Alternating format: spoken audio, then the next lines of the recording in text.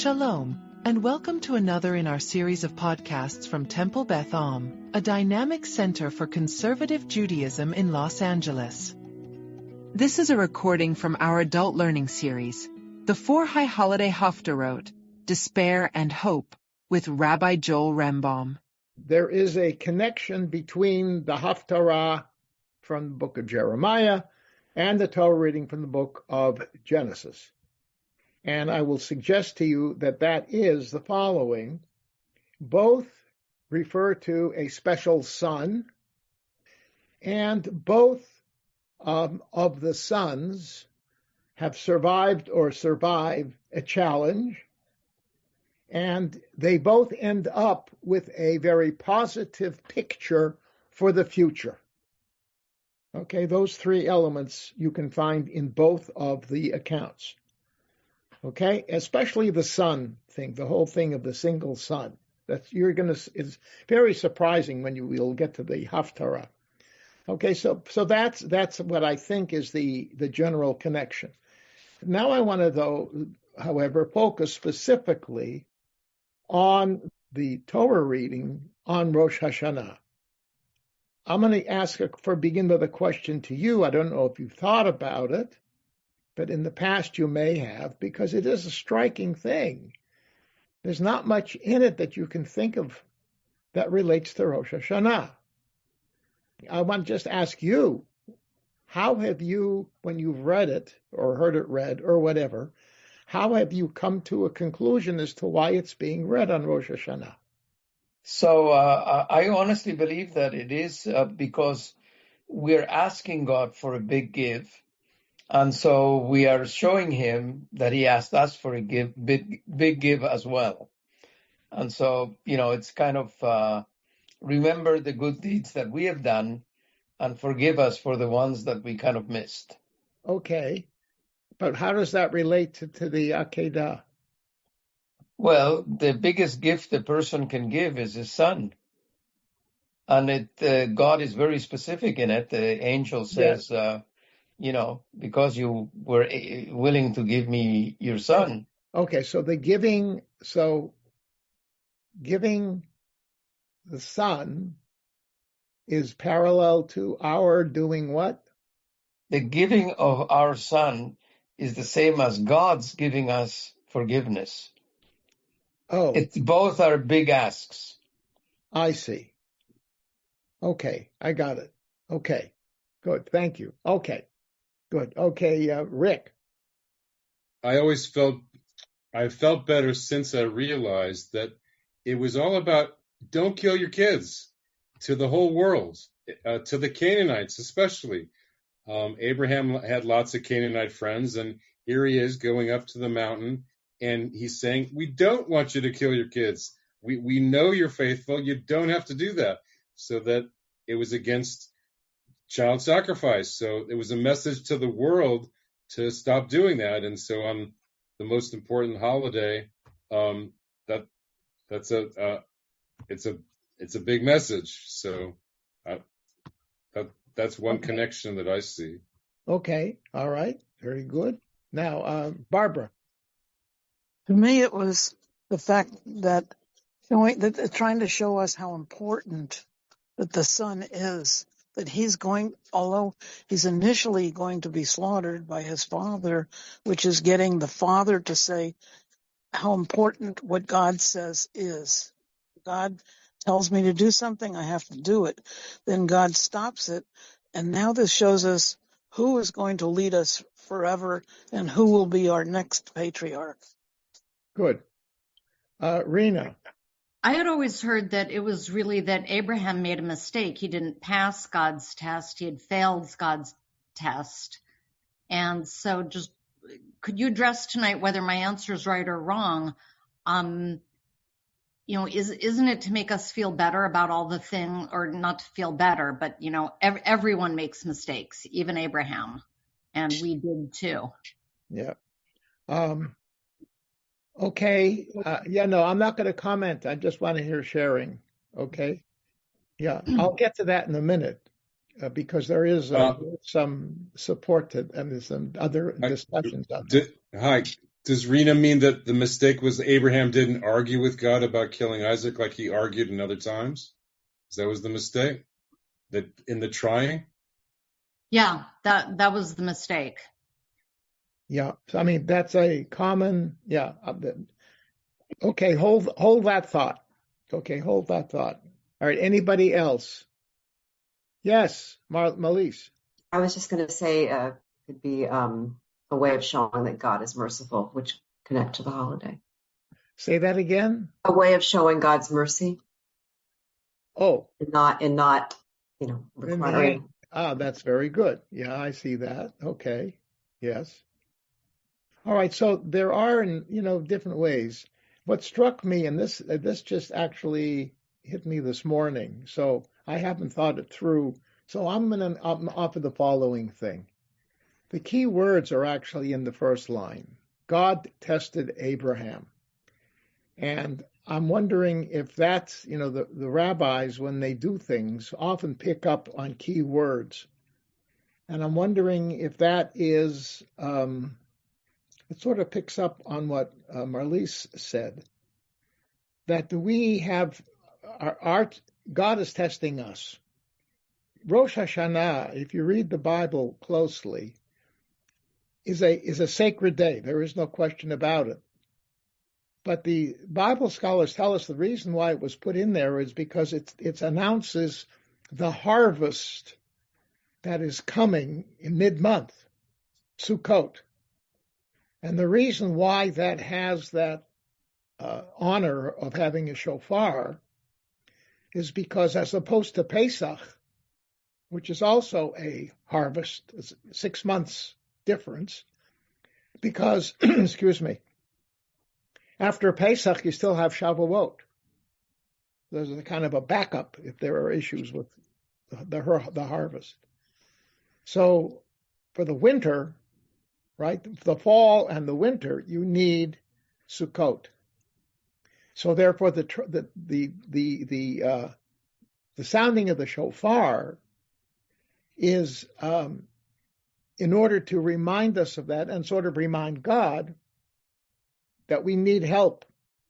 We need to make sure that the rains fall when they do.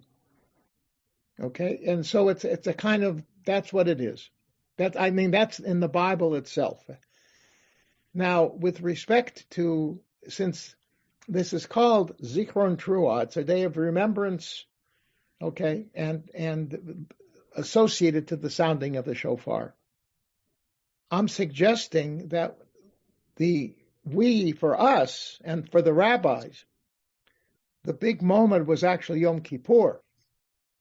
And it's an announcement that, number one, to God, like some of you said, please, God, be compassionate with us.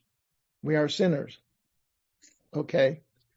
But it's also a test to us that to make sure that as we go through Rosh Hashanah and the 10 days of penitence, that we have faith in God, that God is a forgiving God, and that the teshuvah that we're supposed to go through can actually have an impact.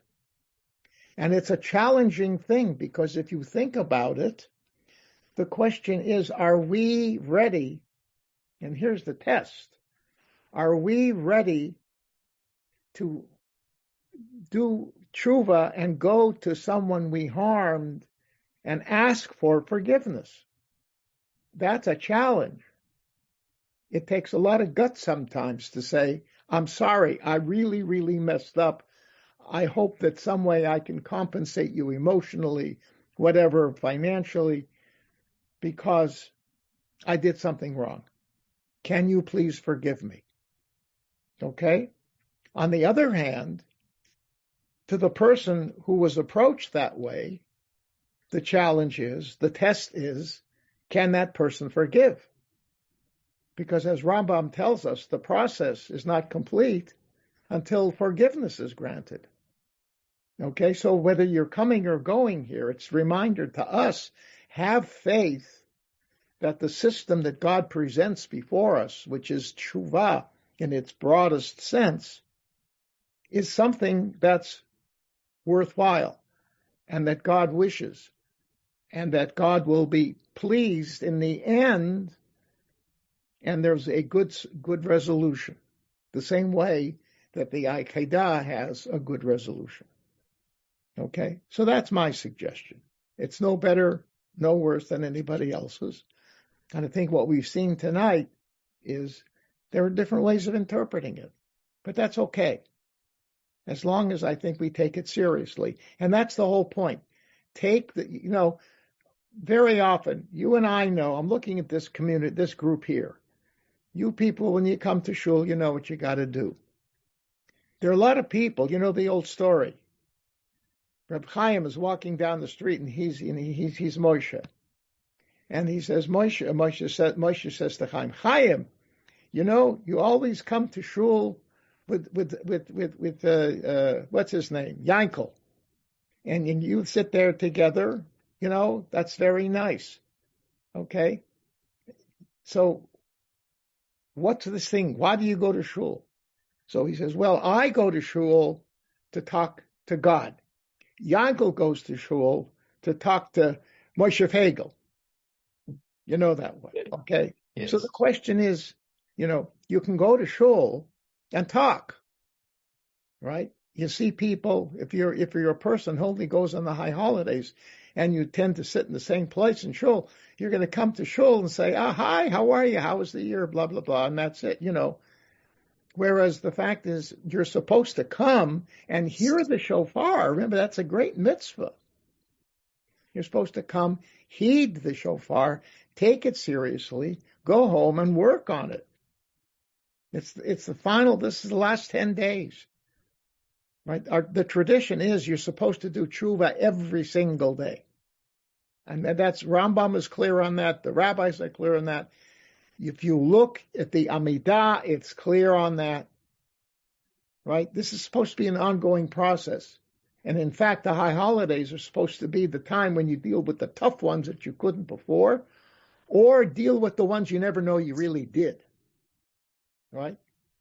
And that's part of the scenario as well. You may have hurt someone and you may not know it, but that person was hurt, but they were too timid to come and tell you, and you don't know about it. Okay, that has to be dealt with as well. So the whole thing is wrapped up in that process, and I'm thinking that's why the shofar has to be heard. It's got to be heard. We have to. Rambam says, "Wake up, sinners! Do your job. Finish the job." Okay, and anyway, so that's sort of the take that I bring to this. Okay, but as you hear, there are other perspectives that are fine. The bottom line is this is a time to take things very seriously. And then hopefully, if you've done it, at the end of Yom Kippur, when that final shofar sounds, you just have a feeling, now I can go home and have a whiskey. Right? I did my job. Hopefully things are going to be better in my relationships with God, with people. Good. Now let's go celebrate Sukkot. Okay. All right. Now, but I want to, before we move off of the Akeda, I presume you have, I don't want to spend time reading it. You know the story. God says to Abram, take your son, your one, and that whole lead up where the definition of the status of the son gets closer and closer is identical. If you look at it, if you open, not now, Genesis 12, when God tells tells Abraham, go to the land I'm going to show you, it's the same structure. Leave your place, your home, your father's home, whatever. There's a whole series of statements that move closer and closer to the value of your own private home that you have to leave. The intensity grows. So it's almost as if, and the rabbis saw that as a test. When God tells Abram, get up and go. And we have that same language here. It's a language of a test. Okay. So, as you have said, Avraham, is very eager to follow God's message, God's word. His faith in God is unbending, and he moves on and does it. It is a very terse description. The only time there's talking is when, does anybody remember? When is there a conversation during this whole process? When Isaac asked Abraham, yeah. What? Go ahead. Between Yitzchak and Abraham. Yeah. There is a discussion. Where's the sacrifice? Where's the ram? Where's the sacrifice? Yes, exactly. The rabbis go off on that and say he knew. He understood that it was going to be he. Then from that point on, according to Chazal, the rabbis, he encourages Avraham to let's do it. In other words, he willingly accepts what's going to happen. Okay? All right. Anyhow, but there are all kinds of other midrashim on it. That's what you will get the sense of if you read page 103, not now, in the Machzor. All right. Anyhow, so that happens. He gets up there, bada bing, bada boom. The angel comes, says, don't do it. Because you've done this, your descendants, you'll have all the promises about the people coming forward later on, and the good ending is there. Okay. So it sounds like great. But as has been mentioned, there are myself included, you see things here, and I don't know if it was by accident or if it was intentional.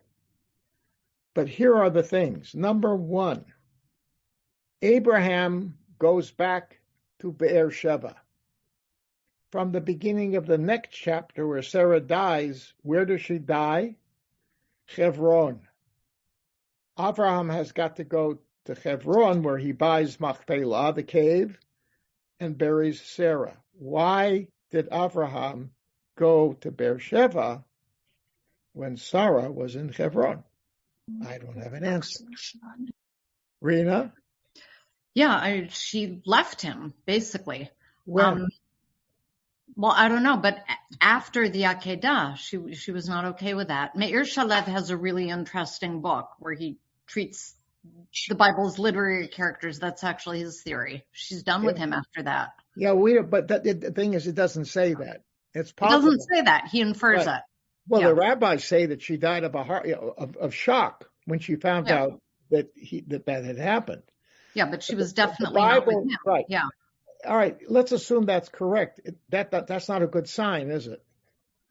No. And there was no once she goes to once they're in two different places, there's no communication. Now the other thing to consider, and I saw Bert. Okay, your hand went away. All right. Okay. So Abram is in Beersheba. Sarah's in Hebron. Where is Isaac? Isaac goes to Be'er L'Chai Roi, another location in the desert. He doesn't talk to his father again either. Never. He comes to bury him. Okay. And he comes to Hebron because he found out that that's where the servant brought Rivka to meet him. Okay, but so you got to stop doing this, Lucy. Okay, somebody's talking. Like this, okay? Somebody's talking. You got to. Thank you. Okay, so that in other words, the family has fallen apart. But there's something else that people need to notice. God doesn't talk to Abraham anymore. In fact, at the beginning of the Akeda, God addresses Abraham directly. In the end, when the good news is brought and the act is stopped, the angel that stops him talks to him. So God doesn't talk to him anymore. So the question is, and I can't answer this, is that done intentionally? Is it sort of a hint that, in fact, he didn't do a good job, Abraham? That he should have done what many people have asked, and I think Rena raised it before. He should have done what he did for Sodom in dealing with God here. Yeah. And God was disappointed. That's why he cut off connections. He said, you passed in the sense that the promise I made of the covenant with the people will continue. Hooray! But my relationship with you is shot because you didn't do such a good job. So that's another way of looking at it. It's very challenging. I'm not going to give you an answer. It's very challenging. But it's the Bible. That's why I love the Bible. It's not afraid to put in it. It's loaded with statements that require a lot of thought and discussion and disagreement, different interpretations. That's fine. Bert. So if Les the Avot, right, or Abraham, Isaac, and Jacob, Yes, it seems that all three of them are really flawed. yes, From what you're saying, if we look at Abraham, and we can certainly judge him by our standards, which is not God said it, so it's valid. And Isaac was not wonderful. And Jacob lived a long and very difficult life, but he was constantly. And so here we are, Jews in the 21st century, saying Abraham, Isaac, and Jacob are our forebears. Yeah. And we're asking God to remember Zechut Avot. Yeah. To remember the merits of our fathers. The mothers seem to have come off a lot better than the fathers did in these stories. Yes, in certain respects. Yes, that's a valid point. And I would also say Isaac did not do a very good job because, and this is really another thing. A piece is missing, or we're supposed to draw a conclusion. To whom did God say that Isaac, the younger brother, will be the one who will carry forth the covenant? Okay, to whom was that said? Was it said to whom? Did God speak to Isaac? No, he talked to Rebekah. And who was Isaac's favorite son? Esav. It says so. Why was he his favorite son? Because he went to Rabbi's daughter and brought the best meat in town to his father to eat. Did it? All right? It says that. Yaakov liked good meat.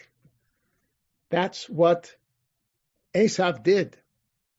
And of course, he was totally unfit to run a family business as a shepherd or anything else.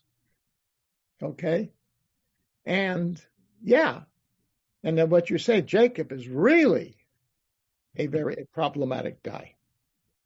So all three of them are flawed. Well, maybe that's part of the picture. Just to take a step back, maybe that's why we're reading this on Yom Kippur, on Rosh Hashanah, reminding us that there are flaws in our patriarchs and matriarchs.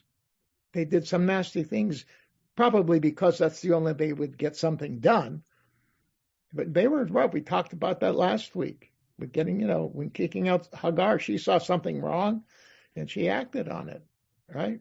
And the same thing, Rivka takes, makes Isaac look like a fool.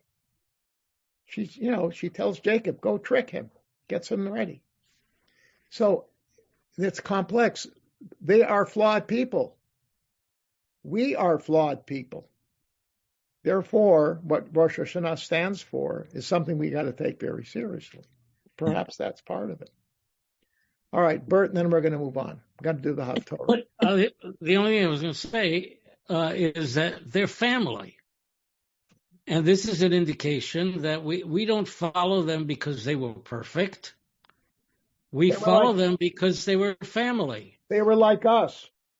Well, yeah, they were like us, and we are.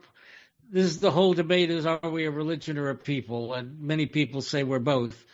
But clearly, this is our family, for better or for worse. Yep, that's true. All right. Now we are going to turn to the Haftarah, which we shall read, Jeremiah 31. So Jeremiah lived ballpark 650 to 585 BCE. Okay? He is a Kohen from the town of Anatot, and he was one of the great prophets of the three biggies, right? Isaiah, Jeremiah, Ezekiel. Actually, his book is, in terms of totality, is the biggest. It's a very big book. And he's an amazing person. He's a gutsy guy. He's not afraid to say what's on his mind or what God put in his mind.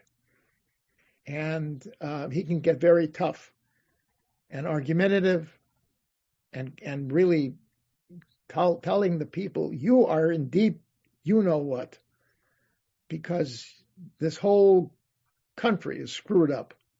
The priests, the other false prophets, the kings, it's bad, and you're going to get it. It's a hard thing to do. He got thrown in jail once. So it's a tough guy. And there's no question he lived. And according to the tradition, it's in the Bible, he had an associate, Baruch, I think we mentioned it last week, who wrote down what he had preached, apparently wrote down his harangues or whatever. We don't know for sure exactly what. Some ascribe the book of Echa to him. So anyway, powerful, powerful guy. On the other hand, this piece is the antithesis of what you would expect from an angry prophet. It's beautiful. It's lovely. It's caring. It's exciting. It's optimistic. In a sense, it begins with a kind of a dream that never happened. Okay? But it's okay. And you'll see that it's better that this be read after the Akeda, because it can help smooth things over and give us hope as we move on with the service and with this time of the year. So it's, in that sense, if the Torah reading, even though it has a sort of positive ending, if it's something that's disturbing, this is the balm, is the soothing oil that we can put on that will make it smooth and give us hope. Okay, so let's begin. All right.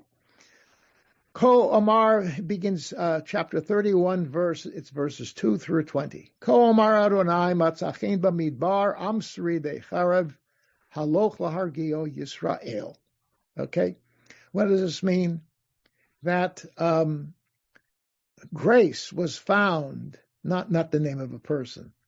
Matchain is grace, was found in the wilderness by a people who just survived the sword and who are looking for Israel, the people, to be put at ease, to be made to feel comfortable. Okay, so what he's saying here is that there are people here who are in the wilderness, who are who found a positive experience in the wilderness, even though they were running away from death, and they're looking to have this put them at ease. Okay? Now, Why Midbar? What is that jogging? When you hear the word Midbar, what are you thinking of? Where is the big Midbar? Yetziat Mitzrayim. Exodus, right, the Exodus. So it seems the prophet is indeed doing that, saying that the same way the Exodus ended with the people coming into the land, these people will be able to come back to the land. So who were these people? Okay, it's Yisrael is this people. Yisrael. Yisrael is the northern kingdom. What has happened? Let's assume that he said this somewhere in the late 600s, going into early 500s. Remember, the numbers get smaller, right? Okay, so who are they? Where are they coming from?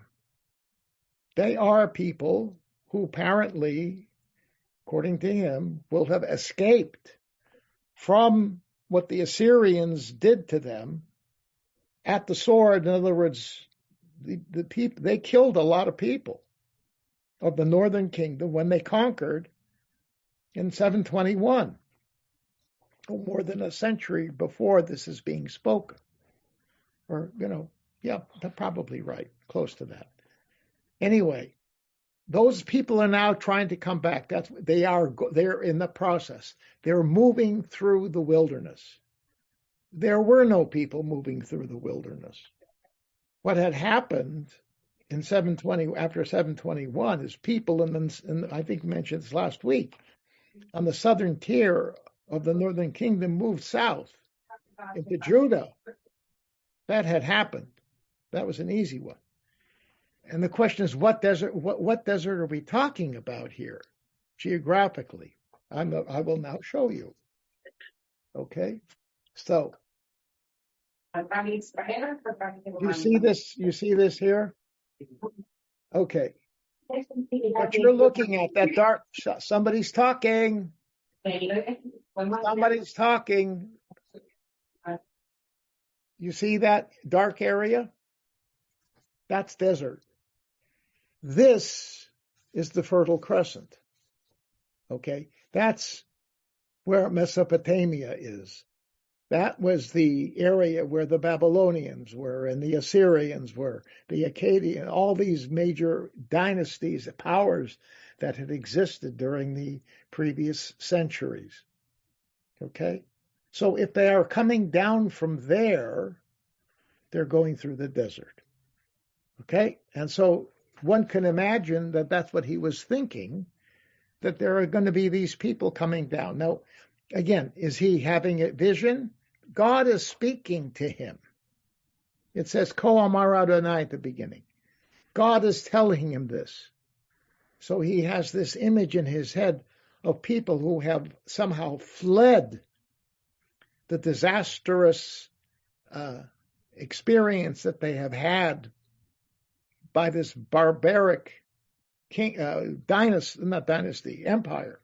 the way they treated the people. Remember, they wrenched them out of their countries, spread them around so they wouldn't start to rebel. Well, these people are looking to come back so they can be at ease, going back home, as it were. And God is saying, this is what we can do, and what I will do. This is how I will deal with that when this happens. It's hard to know if he knew something that it was indeed happening, or is it just something, it's a vision that he had whereby he was perhaps trying to give hope to somebody. We don't know, right? God spoke to him. That's what he said. Okay? Any questions? All right, moving on. All right, then. Merachok Adonai nir'ah, it says nir'ah li. Ve'ahavat olam ahavtich, al kain mishachtich chased. From afar, God appeared, it says here, to me. And then it says, an eternal love have I loved you. No. There are suggestions that you see the word in Hebrew, li, and the vav of the first letter of ve'ahavta. it is suggested that originally it said, Merachok Adonai nira lo. God appeared to the people, Israel. This is not to the prophet. God appeared to the people. And he said to the people, I love you, I have loved you with a love that is eternal. And therefore I have drawn out grace, extended my loving kindness to you. Okay, there is a hopeful future because God loves. He's loving this people. It's a very important statement. Okay? All right. By the way, Ahavat Olam. Ahavat Olam Beit Yisrael. Or Ahavaha, Rabba Ahavtanu. Right? Those terms, those melodies are spin-offs from this. They're not melodies. That's the prayers, right? The first blessing after the Shema. No, second blessing. All right, Leon. Rashi disagrees with you, and I think I kind of go with him a little bit. What he says is, במדבר שהוליכתים במדבר 40 שנה, וקלקלתן במן בלא יגיע ובלא עמל. That he loved them when he took them out of Egypt, when he made them his own. So he's referring not to Assyria, or at least Rashi thinks, but to the Yetziat Mitzrayim. I think that was a model that was being used here. But the point is, it's talking about bringing people from diaspora back into the world there, as you will see as we go on. But you remember, there is a parallel here, because after all, it was bringing back people from Canaan. I agree. Yes. No, I'm not saying, remember I said that at the outset, he's using the motif of Yetziat Mitzrayim intentionally. Yes, I'm not disagreeing with that. Yeah. I'm just saying, but he's using it as a device. In other words, the same way that God fulfilled his promise to Abraham and to the people to bring them to the land. Here too, God is saying, I'm going to do the same with you. And I will bring you back from your diaspora, right? Yes. Yeah. But in a sense, it's a vision that he's having. And we don't know if in fact that this was going on. That's the point. We just don't know. There's no evidence one way or the other. It could be that they got word. It's possible that they heard down, in Jerusalem, down south, that there were people coming out. They escaped, and they're heading this way. It's possible, and that he is picking up on that and using it as a statement that God's love is continuing, even though. Remember, these were people whom God sent into exile because they were not living up to God's expectations. Remember, they were punished because they were a corrupt society. They were dealing with idolatry. They were dealing with unethical living. Read the book of Amos, right? And they deserve this. But on the other hand, they want to come back. And we'll see at the end how it fits right into Rosh Hashanah. Okay, so let's wait till we get there. All right? So God appeared to him and talked about the eternal love and how God is willing to forgive. He's acting with chesed, with loving kindness toward them. That's the motive here. Okay? Line 4. Od evnech v'nivneit betulat Yisrael. Ta'adid tu payich v'yatzat b'machol masachakim. Okay? He says to Israel, I will build you again, and you will be rebuilt. Now, whether this is physically, that the northern kingdom will be rebuilt, or, as we will see, their lives will be rebuilt as they come into the southern part. because you'll see in a moment, Jerusalem is going to be referenced. Zion will be referenced. And that's in the south. And that's where the kingdom was, Judah. Remember, Jeremiah is operating in the kingdom of Judah. Okay, Betulat Yisrael, okay? Again, he's using this term, the Virgin of Israel. He's now using a feminine for that. Why? Because then he goes on to say, so put on your drum, right? Ta'adid, adorn yourself with your drums, and go out and dance with the people who are rejoicing, with the people who are laughing, having a good time. In other words, dance, right? Dance. So here the image of Miriam, who led the dancers and songs at the crossing of the sea. So yes, Leon, elements of Yetziat Mitzrayim are woven in here. And in that respect, Rashi is correct. But you got to contextualize it here for what this period is, what he's trying to do. Okay? So now she's a woman, Betulat Yisrael. Okay, and that's used elsewhere too. Okay, verse 5. Od tit'i kramim b'harei Shomron. Ooh. So now we're talking Shomron. So maybe he's trying to say these people will be resettling in there. Nat'u notim v'chilalu. The planters will have planted. Now chilalu, it comes whole, okay? This is a very subtle statement, but it's pointing to something. If you're going to plant vineyards in the hills of Shomron, okay? That's north of Shomron, that area, it's north of Judah, from where they came. It doesn't talk about rebuilding cities as far as I see, but that would be an area they can plant, vineyards, wine, right? That wine is a rejoicing. It's a rejoicing item. But here, the planters will plant. So chilalu, what does that mean? Chol means it's not kodesh. It's chol. It's neutral. It's not sanctified. Okay?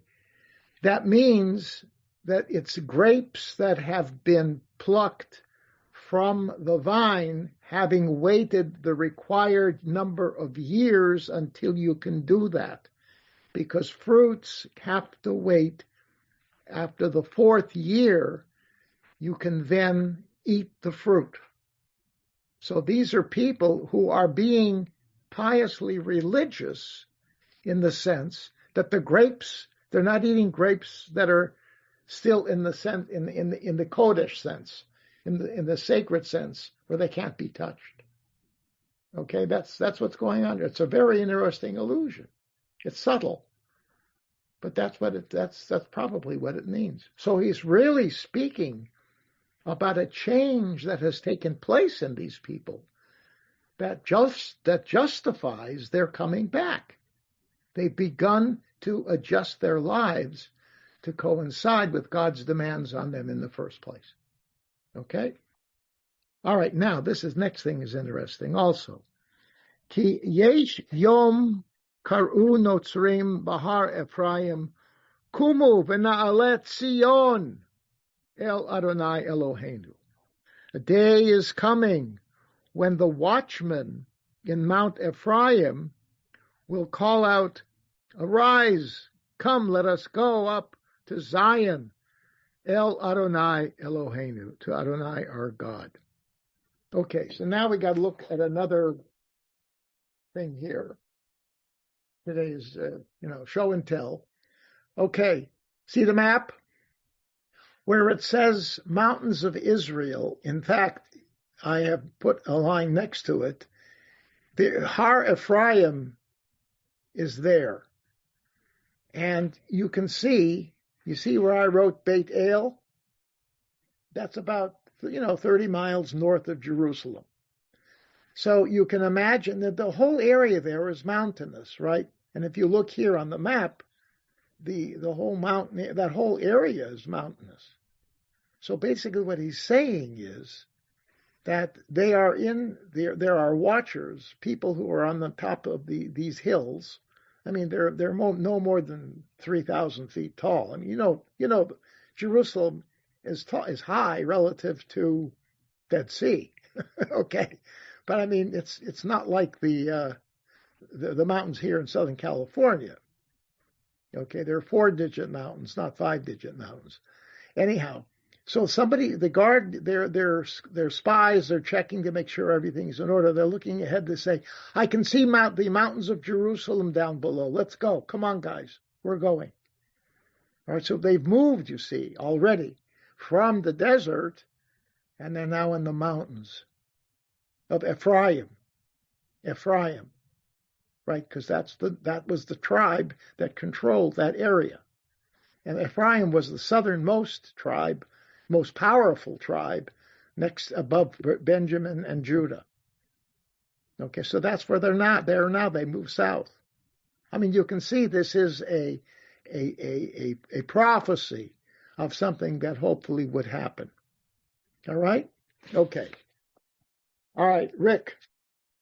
So the Kar-U, is that like, it could be like Tikra'u, like the shofar is blowing, and it's the mountain of Ephraim, like you just said. Shofar, no. It would be Tik-U. Would have Tik-U with an ayin? Yes. Okay, but True. Tekiah. Tekiah is with an ayin. Yes. Yes, it's no different. But to call out, calling, that's what a notzer is something watching over something. Okay. So this person, they're guys who are the front echelon in the mountain, looking to make sure they can go south, they can continue moving. I just meant that when the rabbis were looking for a Haftarah to connect, you have the proclamation on Mount Moriah, hey, don't kill your kids. Yeah, and here you have the proclamation here. No, but it has on nothing the mountain. To do with the shofar. Nothing to do with the shofar. Sorry. All right. Good try. No, if it had an ayin in it, then, but there's a resh. Well, tekiah is the sound. I mean, truah is another way of looking at it, sure. But that's with a top. There's no kuf. There's the only kuf in tekiah. And that's a different word altogether. Yeah. Okay, so, okay. All right? Go ahead. So yes. Let's go up to Zion. All right, okay. Now, moving on, verse 7. More rejoicing. Kicho amar Adonai, Ranu liYaakov simcha. Okay? V'tzahalu b'rosh hagoyim, hashmiu halalu ve'imru. Okay? Thus said Adonai, to sing to Jacob. Jacob should sing. Yaakov again is Israel. Ephraim, the northern kingdom. These are northerners. Simcha, joyous songs, and rejoice. Rosh Goyim, not clear what that's referring to. The head. Is that the highest point being Jerusalem, which is the highest point of all the people around, all the mountains around. Some have suggested it may actually point to some kind of a major intersection of roads that crisscross the area. Hence, it's the high point, the major point of traffic. I don't know what it is. All right, whatever it is. Or they're dancing on the heads of the goyim. I don't know that's what. Maybe I don't know. Anyway, then it goes on. Hashmiu halalu, right? Give heed and rejoice and praise and say what? Okay, moving on. Verse 8. Hineni meviotam me'eretz tzafon v'kibatztim meyarketei aretz bam iver upiseach hara v'yoledet. Okay, I am bringing them from the land in the north. I'm gathering them together from the far ends of the land. and among them are blind and lame people and pregnant women and women who are in labor. Okay? A whole group of people who are obviously in need of God's support. And God is there to help them because, again, if you're walking as a group of people and taking a long walk, these people are the ones that need help. God's there to help them too. And think physically, right? It's a good point.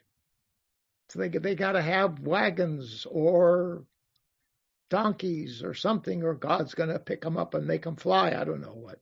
But the point is, these are people who need help. I'm there to help. I'm there to help. Okay? And then it concludes, Yachdav kahal gadol yashuvu hena. There's a line under there. Hena. Together, a great group, a large group are going to return here. Okay? All right, moving on. Bivchi yavo'u v'tachanunim ovilem olichem el nachalei mayim b'derech yashar lo yikash luba. Okay? They will come weeping from the situation they have found themselves, and they will then feel, I will bring them along with compassion, with comforting them. And I'll bring them to streams of water along the way. And they will not stumble on their path. Again, God is facilitating the process by providing for them, making sure that they can keep moving. Then, the next part. Ki hayiti li Yisrael la'av ve'Ephraim b'chorihu. Because I was like a father to Israel, again to the northern kingdom, ve'Ephraim b'chorihu. And Ephraim is my firstborn son. You see, and this is a guy from the south. This is the prophet Jeremiah, talking this way about the northerners, the sinful north. So obviously a major change has taken place, and God has now picked up on that and is doing what needs to be done. Now you can fill this with all kinds of interpretations. Okay, that when God sent them away, he was punishing them because they were bad boys and girls. But now what have they begun to do? What is beginning to emerge here, right? If these were people who at one time were sinful, right, and they come crying and seeking comfort, they had previously been in a different place. They had not been good people. And now they are. And it's as if God had punished them as a parent might punish a child. It's the old thing, out of love. I remember what he said right before. Great love have I brought to you. I love you like I love a child. This hurts. What I did to you hurt me more than it hurt you. Ha, ha, ha. But you know that line, right? Parents say about their children. It's that's what's going on here. He recognizes they suffered, but they are still his children. Okay? And Bechori, my firstborn. And that's not even true, because Manasseh came out before Ephraim. And remember, Joseph was going to bless Manasseh. Jacob was going to bless him. Joseph switched him so that his right hand would go on Ephraim and Manasseh would get the left hand, because Ephraim was going to become the more powerful tribe. Okay. So anyway, firstborn. That's talking real close relationship, isn't it? Okay. All right, verse 10. Shimu devar Adonai goyim v'hagidu va'im mimerchak. Okay. Hear the word of God, O nations, and say it in the mountain, in the islands, in the distance. Imru mezarei Yisrael yikabtsenu. And let them say, those who the one who scattered them is now bringing them back, is gathering them together. Ushmaro kiro'eh edro, and he will now watch over them as a shepherd watches over his flock. So announce to the nations of the world, yes, I'm the one who scattered them, but now I am the same one bringing them back together, because they merit being brought back together and being brought back to the Holy Land. Okay? So, O nations of the world, don't think I've abandoned them. I don't abandon my children. All right. Kipada Adonai et Yaakov, uge'alo miyad chazak mimeno. You've heard this elsewhere, right? Because God has redeemed Jacob and redeemed him with a strong hand, took them out from them. Okay? That's what he did. Continuing, verse 12. Now listen where we are. Uva'u b'rinenu b'marom Sion. They are here and they're singing at the heights of Zion. V'naharu el tuv Adonai, and they're flowing toward God's goodness. And you'll see what that is now. What is it? Al Dagan, the Al Tirosh, the Al Yitzhar, his goodness of grain and wine and oil. He's bringing back the foods that they knew about in abundance, right? In great abundance. And goes on. The Al B'nai Son Uvakar, and they will also be rejoicing over sheep and cattle. V'haita nafsham kegan raveh, and their spirit, their soul will be like a watered garden. V'lo yosifu l'da'ava'od, and they will no longer continue to feel anguish. They will be physically and emotionally at ease, satisfied, happy, getting very detailed here. And this is what he's predicting. Go ahead, moving on. Az, here she is again. Az tismach betula b'machol. Then the virgin will rejoice with the dance. Uvachorim uzakenim yachdav. But now it's with young men and old alike. Everybody's going to dance. Why? B'hafachti evlam l'sason. Because I have taken their grief and switched it over into rejoicing. Okay? Now, again, this verb is coming up. V'riveti nefesh hakohanim deshet. Here, riveti doesn't mean watered. It means they've gotten their fill. The Kohanim have gotten their fill of fat. What does that mean? The Kohanim have gotten their fill of fat. All the sacrifices were done properly. That is correct. That's correct. Exactly. The animals were sacrificed, and the priests have now they have their fill of their part of the sacrifice, the fattier part. Okay, which of course was seen as the best part because it was nice. Okay, but that's correct. The sacrifices are being offered. Okay, but ami et tuvi yisba'u numadonai, and from my goodness, the people will be satisfied. They will no longer starve. Okay, that tov, the goodness of God.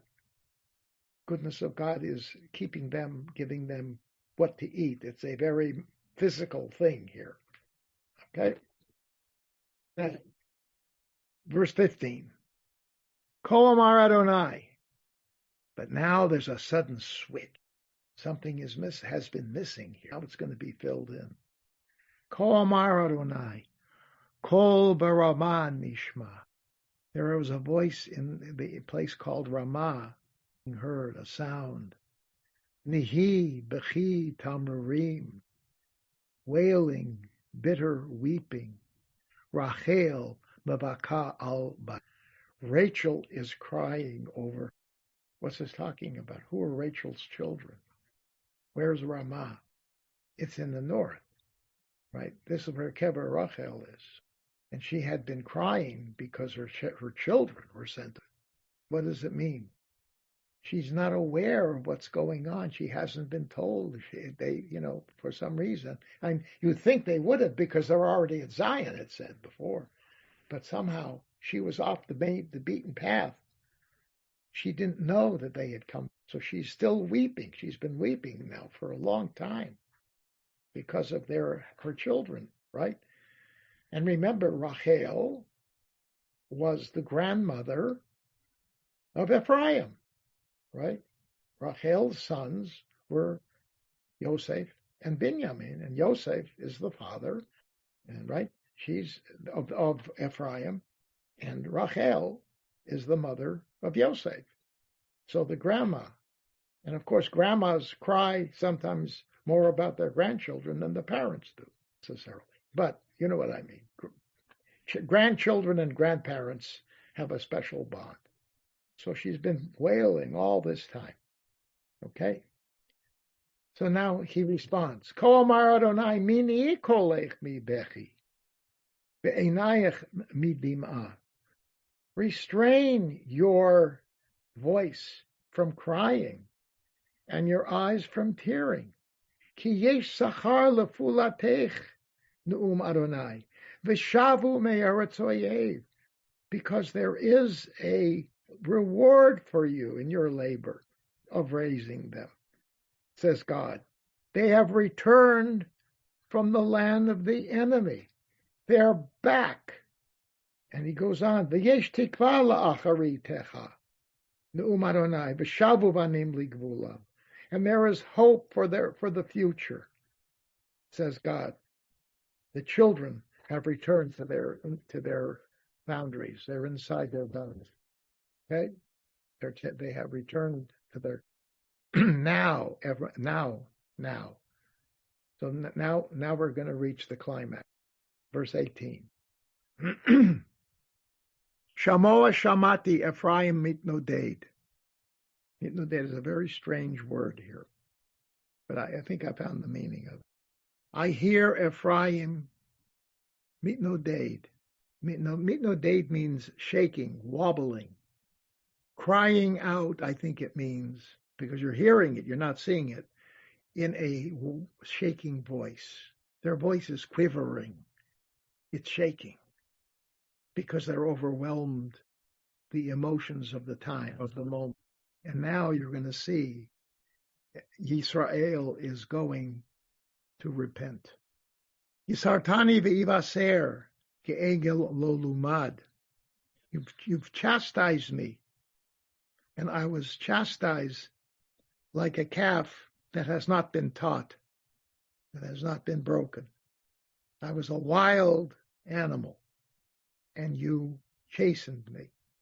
You punished me, and I was punished, and I accept that. Hashiveni va'ashuva ki ata Adonai Elohai. Bring me back, right? Bring me back. I will return. I will return. You see the word teshuvah here woven in. That's why it's being said on Rosh Hashanah. This is what we should be feeling on Rosh Hashanah. I have sinned. All right? I accept my punishment. Now please, take me back. I will return completely. Because why? Ata Adonai Elohai. You are my God. Not those pagan gods that I worship. You are the God. That's it. Okay? And he goes on. Ki acharei shuvi, after I have returned, nichamti, I will be filled with regret. Okay?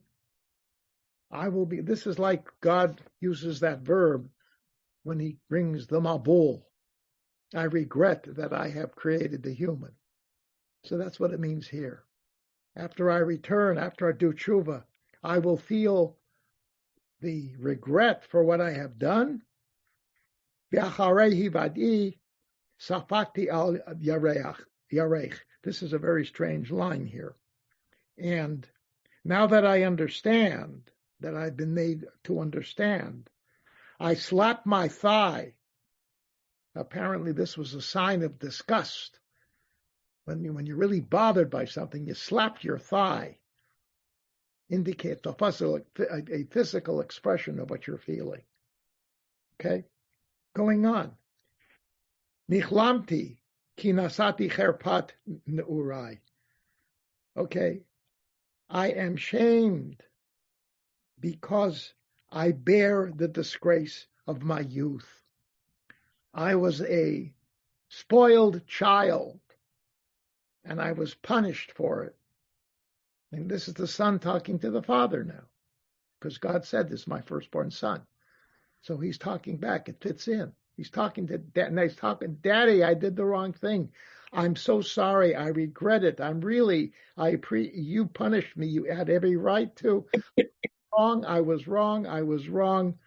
Okay, please. I bear my response. I bear my guilt. I got it. And he's pouring out his soul. And so now it ends. Haben yakir li Ephraim. Ephraim is my most precious son. Imel shashuim, he's like a child I can dandle, I can play around with, I can kitzel him. Kimi dedabribo,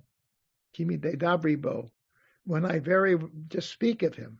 Zahor es koreno od, right? I remember him. And what? Alkein hamume ailo.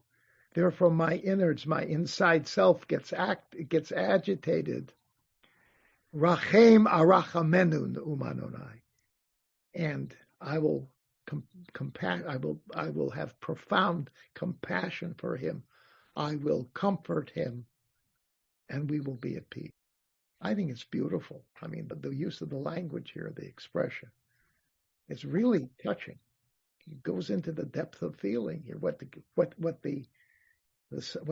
Ephraim is saying about the regret, the disgust he had with what he did, what he had done, and God is saying, basically saying, I have compassion. I'm going to be compassionate. He said before, I love you. You are my dear child. And the thought of all this causes my stomach to rumble. I mean, it's like a sign of my innards are emotionally reacting. Okay? So I'm suggesting that this is why it's perfect for Rosh Hashanah. It's exactly what you need to have. And it's the recognition of the fact that you've done wrong. You're filled with remorse. You commit yourself to changing. You accept the fact that you've felt guilty. You accept the fact that God may be angry, that the other person is angry. And the whole point is, I will go and I'm doing tshuva. I will do tshuva. I'm doing tshuva. And this is what we have to do. We have to go to the other people whom we wronged and said, I was wrong. I realized it. I regret it. It was horrible what I did. Forgive me.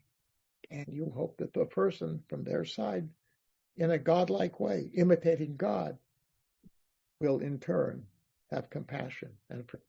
And similarly, when people come to you, you should have the same strength that you can say, I forgive, if you sense that they are really, really letting it out and being very sincere. So this is beautifully placed on the second day of Yom.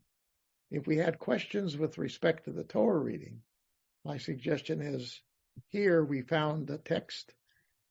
Bobby. What is it about Ephraim that makes him the protagonist? Well, you have to keep in mind, remember, this is Jeremiah from the south, okay, is aware. Ephraim is the northern kingdom. The northern kingdom was destroyed 100 years before this. Oh, so it's talking about the kingdom, not about it's talking about the tribe. Yes. No. The northern Israel is the northern kingdom that the Assyrians conquered in 721. And is Ephraim one of the tribes of the northern kingdom? Ephraim is the dominant tribe, yes. So we're not talking about an individual character. No. This is the tribe. Okay. All right. So what do you think? Am I the only one who was impressed by this? Yes. And no. Wait, Cheryl. You know, I didn't say anything before because I have such a hard time with Akedat Yitzchak. Yeah. It's hard. It makes me speechless. But in a way, the end of this Haftarah with the love expressed toward a child is the missing part of the Akeda. Yes. If we heard Abraham talk and say these words, then I could read the Akeda. Yeah. It's so beautiful. It's such a beautiful expression of forgiveness to a child and love for a child. What's the word? Unconditional love. Yes. Yeah. Beautiful. Yeah, exactly. That's a very good point. It's the sort of the antithesis of the Torah reading. Right. It fills it in for me in a way I had never seen before. Thank you. Good. Leon. Well, I thank you. First of all, I'd always looked backwards on the Midbar up to now, but I think you're right. I think this was looking at people, stragglers, people who had been under incredible duress returning home and doing tshuva through their suffering and also through a change of heart. Yeah. And I think that's a beautiful, beautiful version of how to respond to the Akeda, one I had not quite considered before. That's very good. Yes, exactly. Oh, but this Jeremiah guy, he's a tough cookie, but I mean, his language is. And by the way, I didn't go into it. There's a lot of poetic. This is, if you look here, or look in the Siddur in the Maftor, it's printed like a poem, and it is. If you look at I didn't look at the structure of the Hebrew, but it's this repetitive thing. You got two different sides where the second part takes from the first part and then adds something or repeats it. And I didn't even go into the sounds, although you could hear some of the things were repeated. Like here, this whole thing of in verse 5, Od tit'u kramim bahar shomron, nat'u not'im v'chilalu. So you have tit'i, tit'i, nat'u, is that same root. Okay, nato, nun tet ayin. Okay, 3 times in a row there, that type of thing. And but it's amazing stuff. All right. It is. By the way, one last thing. Robert Alter really does a beautiful job of translation here. Yes, I know. Alter's good. I like it. All right. So next week we move to Yom Kippur. The Torah reading will be the detailed description of the actual atonement process. So it's Leviticus 16. And the Haftarah will be Isaiah, 3rd Isaiah, according to many of the scholars. And you will see it as a response to the Torah reading from a different perspective. And then the last we will do is from Mincha, and we will just quickly read through the 18th chapter of Leviticus with all of the nasty, evil, sexual things you can think of. All of those bad things, etc. And then we are going to read, I mean, we're not going to read the whole thing because it'll take too long, but we will read the book of Jonah, 4 chapters, right? So we'll have to move through it quickly. And we'll talk about why they are brought together. And that's a rather surprising type of a thing as well. Okay. Thank you very much. Thank you.